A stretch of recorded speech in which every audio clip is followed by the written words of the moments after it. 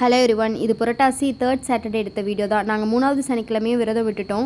School college படிக்கிறப்பெல்லாம் இவ்வளோ டீப்பாலாம் இருந்ததே கிடையாது. விரதம், சாமி கும்பிட்றது, அந்த மாதிரி ரொம்ப பக்திமான்னு சொல்லுவாங்கள்ல, அந்த மாதிரிலாம் இருந்து கிடையாது. ஆஃப்டர் மேரேஜ் என்னோடய காலேஜ் ஃப்ரெண்ட்ஸ் கிட்ட பேசுகிறப்ப கூட சிலர் சொல்லுவாங்க, நீயா இப்படி மாறிட்ட அப்படிம்பாங்க. ஏன்னா இதுக்கு முன்னாடி சாய்பாபா விரதம், சங்கடஹர சதுர்த்தி, எல்லா சனிக்கிழமையும் குளிச்சுட்டு தான் சாப்பிட்றது, அந்த மாதிரி ஒரு மாதிரி ஃபுல்லாக பக்தியாக இருப்பாங்களா, அந்த மூடில் இருந்தேன். இப்போ ரீசெண்டாக கொஞ்ச நாளாக அது ஓரளவுக்கு மாறி இருக்குது. இருந்தாலுமே ரொம்ப ஸ்பெஷலான டேஸில் வீடு நல்லா க்ளீன் பண்ணிவிட்டு பூவெல்லாம் வச்சு நல்லா சாமி கும்பிட்டோம் அப்படின்னா ரொம்ப ரொம்ப திருப்தியாக இருக்கிற மாதிரி இருக்கும். ரொம்ப பாசிட்டிவ் எனர்ஜி இருக்கிற மாதிரி இருக்கும்.